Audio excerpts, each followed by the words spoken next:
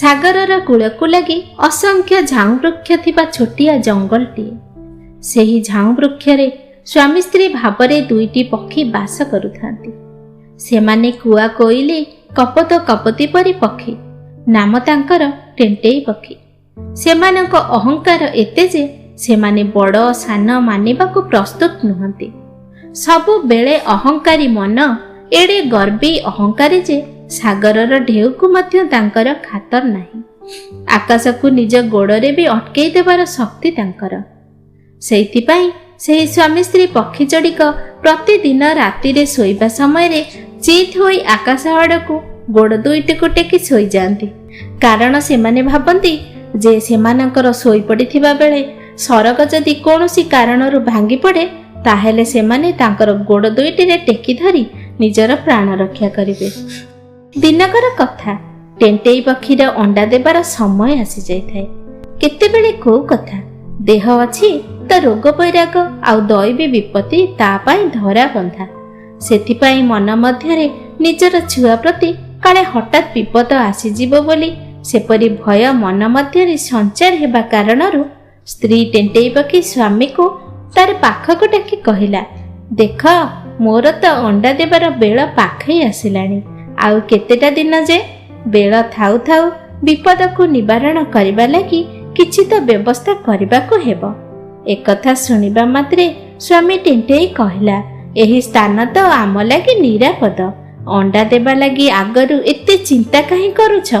ସ୍ତ୍ରୀ ଟେଣ୍ଟେଇ ପକ୍ଷୀ କହିଲା, ମୁଁ କହିବାର କାରଣ ହେଉଛି ଏ ହେଉଛି ସାଗର କୂଳ।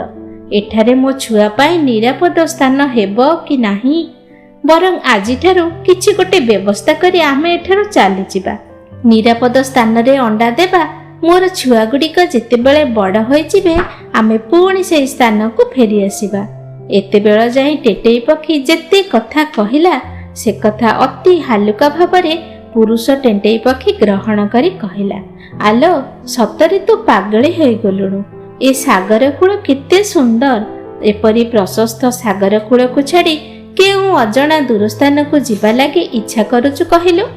ମୁଁ କହୁଛି ତୁ ଏଇଠାରେ ହିଁ ଅଣ୍ଡା ଦେବୁ।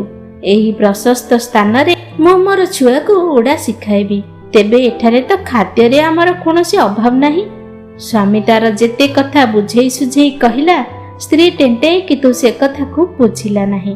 ସେ କହିଲା, ମୁଁ ତୁମର ମଙ୍ଗଳ କଥା କହୁଛି। କାହିଁକି ନା ଆଗକୁ ଆସୁଛି ଚାନ୍ଦିନୀ ରାତି। ତମେ ତ ଜାଣିଛ ଚାନ୍ଦିନୀ ରାତି ହେଲେ ସାଗର ଆନନ୍ଦ କହିଲେ ନ ସରେ। ତା ଦେହରୁ ଏତେ ଜୋରରେ ଜୁଆର ଆସେ ଯେ ଦେଖିଲେ ଭୟ ଲାଗେ। ମୋତେ ସାଗରର ସେହି ବଡ଼ ବଡ଼ ଜୁଆରକୁ ଭାରି ଭୟ। ଯଦି ବଡ଼ ଜୁଆରଟେ ଆସିବ ନା, ସେ ମୋ ଛୁଆକୁ ଭସେଇ ନେଇଯିବ। ତମର ସେତେବେଳେ କି ଉପାୟ ଥିବ?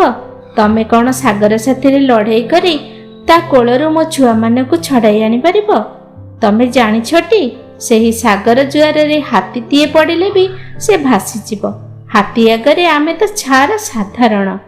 ସ୍ତ୍ରୀ କଥାରେ ପୁରୁଷ ଟେଣ୍ଟେଇ ପକ୍ଷୀ ପୁଣି ଠୋ ଠୋ ହୋଇ ହସିଲା ଆଉ କହିଲା, ତୁ ପାଗଳି ହେଲୁ ନା କ'ଣ? ସାଗର ଢେଉର ପୁଣି ଏତେ ତାକତ ଯେ ସେ ଆମର ଅଣ୍ଡାକୁ ଭସାଇ ନେବ? ମନେ ରଖ, ସାଗରର ସେମିତି କରାମତି ନାହିଁ। ମୁଁ ତୋତେ କଥା ଦେଉଛି, ତୋ ଛୁଆ କଥା ମୁଁ ବୁଝିବି। ତୁ କେବଳ ନିର୍ଭୟ ହୋଇ ରହ।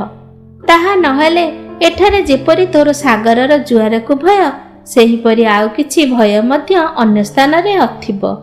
ଭୟ ପୁଣି ଏପରି କଥା ଯେ ତାହା ସବୁଠାରେ ଥାଏ।